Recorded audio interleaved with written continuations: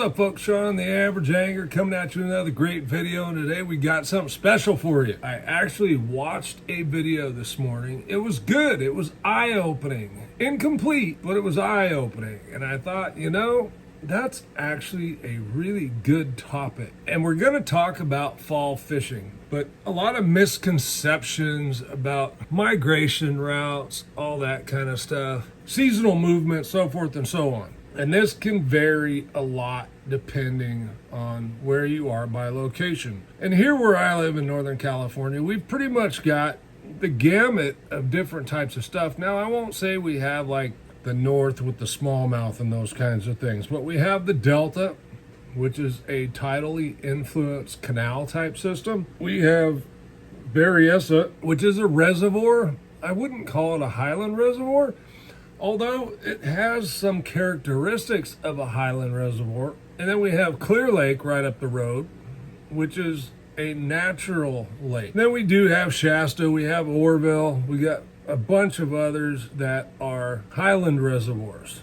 Okay, I grew up fishing all of these bodies of water. When we talk about fall movements, and the video I watched was like B-Lat, and I like B-Lat. He's a great guy to have around the sport. I think he's good for the sport, puts out a lot of good information. But he talked about how the fall is a farce and it's meant to get you to buy baits. I don't believe that. I think all year is a reason and is meant to get us to buy baits, okay? For me and most of my friends, I'm just going to be honest. It's fun buying new stuff. That's why we do it. It's not because I need it. I think most of you have seen my wall here. And let's just turn it around. Okay, there's lots of stuff there. There's a lot more in other cabinets in the boxes behind me. There's probably, 100 and some odd boxes there full of baits. Plus there's baits in the boat. I got so much stuff I can't find what I'm looking for half the time.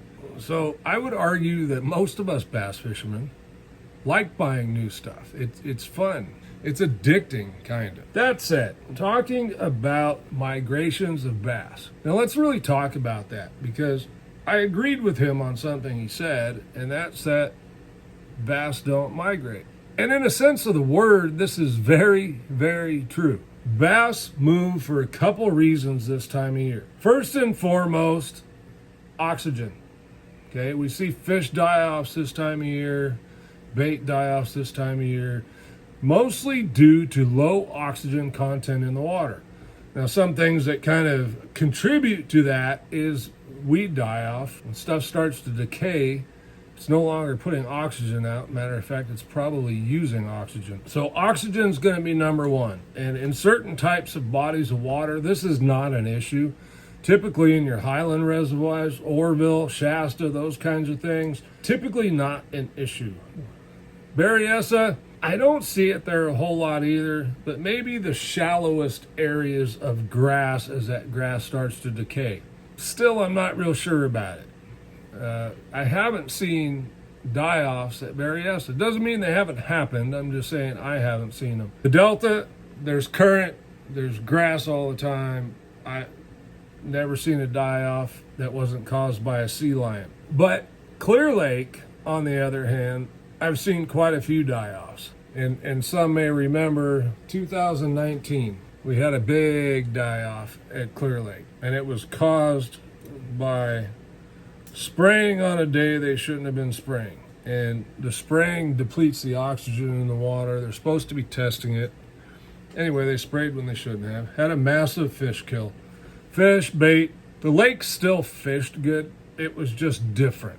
Okay, there were certain areas that seemed void of fish. The lake started to fish a little smaller. And that's kind of what happens in the fall on Clear Lake anyway. So like right now, typically September, when we start to see this kind of stuff happen. And depending on what the weather does, it can go longer, it can come earlier, but generally around September. We've seen some small fish kills this year, or fish die-offs, let's call them, because I don't know that something killed them, other than they were in an area that probably was depleted of oxygen.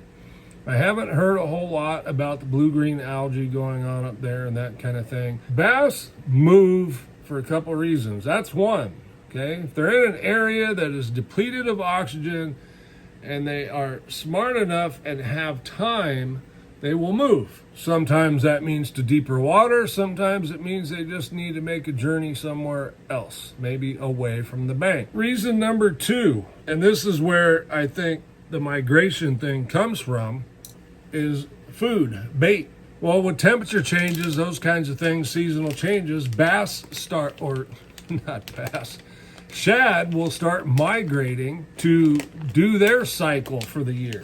So I don't think it's necessarily that the bass are moving or migrating, but the bass will tend to follow the bait. They need to eat. One of the places bass tend to eat a lot is in coves. They can pin bait back in coves, river arms, these kinds of things, and they can sit out and it becomes an easy place for them to eat. Because of the bait moving, we have the bass moving. Now, this is going to be dictated a whole lot by your food source. Depends on what the fish in your lake are eating. So we will see, maybe we're using different baits. A lot of times bait choices and those things are used to mimic something, or we're picking a bait to get to the depth or water column that those fish are in. That's really number one thing. What bait can I use to get to the water column that they're in and be efficient? Number 2, do the fish want it moving? Do they not want it moving? Do they want it moving fast? So we're trying to figure out what we're going to use to trigger those fish. Now, the more baits you have, obviously the more variety and choices you have. Do you need all of it? No, you can pretty much hit every water column you could possibly need with a swim bait such as a Kitech and a ball head or an underspin.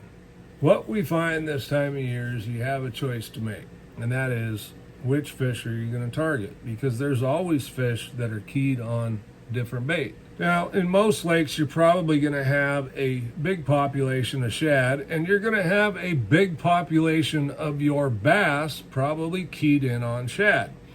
Now, depending on the size of that shad and other options, and this is something I've learned through years and years of fishing Clear Lake and other lakes, is the size of the bait matters. Okay, if you got a bunch of small, little tiny shad, that's not going to mean much to a 7-pounder. He's going to have to eat a whole lot of those. If you have some bigger shad around, you're probably going to find some bigger fish around. Oftentimes those bass, if they don't have these bait trapped in an area and they're just roaming, they may follow them. Hence the pelagic fish that a lot of these guys that are good with forward-facing sonar chase. I'm not one of those guys, as much as I'd like to learn how to do it. Or we have to look for a fish that uses a different food source. Okay, I just listened to a podcast on the way home. Randy McAbee was on the podcast. He's an outstanding crankbait fisherman. He's won 7 boats on Clear Lake fishing crankbaits. He talked about how he's keying on shad fish, but he's not. Shad crankbait is his last choice. His reasoning behind it was, he says it's too much competition. I understand that, because I've tried throwing shad pattern baits in a bunch of shad that were getting crushed on by bass and couldn't get them to eat it. So he likes to use different colors to stand out a bit. Might be a craw color, might be a bluegill color. There's a lot of different colors, but we want to try to match something in the lake. So most of our bodies of water throughout the country have crawdads. The majority of those waters also have bluegill. Bluegill that spawned this year are now about 3 inches long. A fairly decent meal for a good-sized bass, and it stands out. It's different than shad. I can only imagine, I have no scientific evidence to prove this, but I can only imagine that just like us, prime rib is great, but if you have it every night for a month, you might start craving something else. I'd imagine they're probably similar in that aspect. Could be wrong, I don't know, it's just a thought. All right, so we're talking about a natural lake. I find more in the natural lake in Clear Lake, the fish do more of this, right? They're doing more of an up and down, and finding the depths for these fish to hold on is more key. Again, you're going to have your fish that follow the bait. You're going to have your fish that are in an area where bait frequents that may hold on structure. That's very common. And in my home lake that I fished on last weekend, there is a ton of bait in the water. And I'm pretty sure it's small bait. I haven't seen any good sized bait in my lake. But what I have noticed is that I can scan around with my forward facing and I see all these bait balls out. So I'm out off the bank pretty decent. I'm in 25, 28 feet. Well, out farther than me, there's all these balls of bait. But I've watched this bait move in shallower, and when it moves in shallower, if there is some sort of cover around, there's probably a bass or more hanging around that cover. Now, what happens when the bait moves in is it triggers a feeding frenzy, and all of a sudden now those fish, when I've been casting to it for the last 20, 30 minutes and ain't getting bit, all of a sudden they're biting. And as long as that bait's around them, they will bite until it leaves. Now again, it's small bait. They're not willing to go chase it. They know it's going to come back, or another ball of bait's going to come back, and I catch them on a jig or a shaky head most of the time. I'm not throwing a shad pattern jig. Y'all have seen my jig, right? It's kind of a watermelon color, and it's got the Fat Pack Baits Beastie Bug on the back. They ate it, and they ate it good. I mean, they all had it choked. It was down the back of their throat. So this is something to look for. Now, if you go out to the Delta, we're really going to be looking for the same types of stuff, and this can be, in the Delta is a target-rich environment, folks. I mean, you drive around, and really it all looks good, right? There's targets, there's cover everywhere, all these kinds of things. But there's a lot of bait in the Delta too. There's shiners, there's shad, there's baby this, baby that, you name it. I mean, there's catfish, there's carp, there's bluegill, there's crappie, there's all kinds of things out there. Food sources in the Delta are just as important. Now, they do use the tide, and I find in the fall that the bigger fish I typically catch on the Delta are still flipping or punching. And I believe it's areas that is frequented by bait that I just happen to be dropping something in different. Now, we also get, some areas can get really inundated with crawdads, and of course, if you're blessed enough to find that, you're probably going to have a lot of really good bass around. So again, we're going back to the food source. So again, not a migration. They're just looking for food. A bass is a lazy creature. They want to be around food. It's their comfort zone, right? Crawdads are a comfort food. Big shad are a comfort food. And you can really expand on that, say trout, bluegill, catfish, whatever the bass might eat is a comfort food. And having food around is very simply a need for a bass. Now, if you want to get into spotted bass and talk about spotted bass, now you're talking about a fish that is willing to stay out there and chase that bait. Doesn't mean you don't have crawdad eating spotted bass, because you do. It's spotted bass is, if you have the option to learn to jig fish, I recommend you go do it on spotted bass, because those guys are mean and ferocious. And they love to eat crawdads. Smallmouth, I've caught plenty of smallmouth.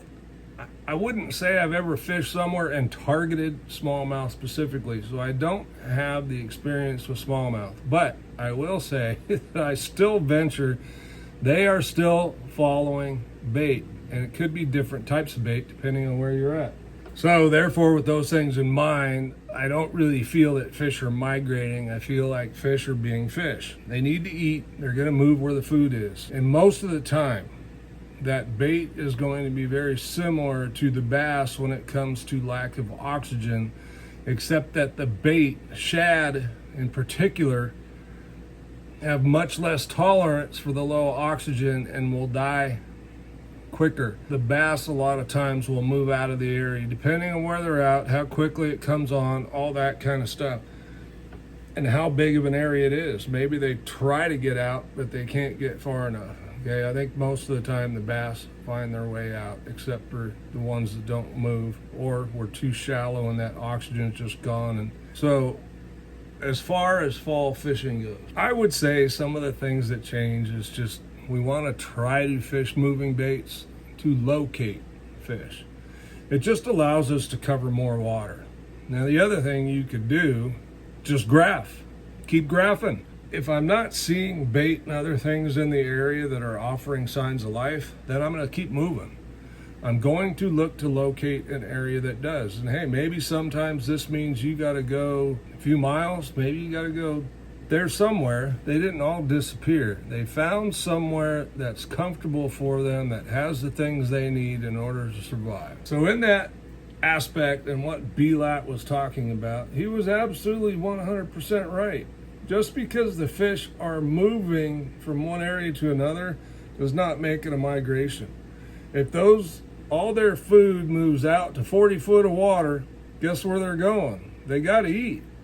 If all their food moves up to 2 feet of water, guess where they're going? They go to the backs of creek channels and these things for one of two things: oxygen and food. Probably both, because the bait is going to tend to move towards that stuff as well. So on a natural lake, like Clear Lake, we don't have that kind of stuff there. It's typically going to be depth related. It could be certain parts of the lake. Remember, wind, these things kind of will help generate oxygen in the water. Look towards windy sides of the lake, deeper water close by where the fish can move up and down. And then the one thing we haven't mentioned yet is a thermocline. And not every lake gets thermoclines. I've never seen a thermocline on the Delta. I've seen them on many other lakes, Oroville, but I don't typically fish Oroville in the summer. I'm typically fall and winter. I don't recall seeing one on Oroville. It's a different type of lake. It's a highland reservoir. You've got moving water. Maybe Joseph will comment. I bet you they do get a thermocline there. A thermocline is an area where the oxygen disappears below. And it's pretty easy to tell when you have this because you won't see anything below that depth. It could be anywhere from 15, 16 feet, could be down 20, 25 feet, depending on where you're at, circumstances, those kinds of things. What we do have in the fall that happens is the lakes will turn over. If you have a thermocline, your lake's going to turn over. One way that you can typically tell if your lake is turning over is the bottom will come up. Stuff from the bottom will start to float up. A lot of time it's decaying vegetation from years past. Sometimes just the bottom lifts. In the Delta we have a lot of, but we'll have big chunks of it float up and then they move off and they become an island at some point. It's really kind of a crazy thing. Just some other things to consider. Now, if you're in a pond, these kind of things probably don't apply to you. If you're in a shallow pond, things aren't going to change a whole lot except maybe presentations, right? Top water, could be some sort of kitech on a underspin, could be a frog, could be a jig, could be drop shot. They don't have the same big window in a pond to do the same types of things. And look, if you're on a big lake, things can be different at one end than the other if you got a little bit of distance in between them. Just remember, the fish tend to put on the feed bag. Bait's on the move, everything's got to eat. So the bait's moving around to eat. Everything is on the move. Those moving baits oftentimes will trigger strikes. I really try to fish them a little inconsistent this time of year, which means pauses, little jerks, maybe to make it dart one way or the other, or stop when it's been moving quickly and then come to a stop and then start up again. A lot of things to trigger, change the look or what's going on with that bait. If that fish is trailing that bait here and it stops, they're going to run into it. So they're going to either eat it or they're going to veer off, one of the two. Fall fishing isn't all that difficult. We need to figure out where the bait is, where the food source is that the bass are eating, and then give them something in those areas to trigger them to strike. Sean the Average Angler, thanks for watching. I hope that helped. We'll see you on the next one.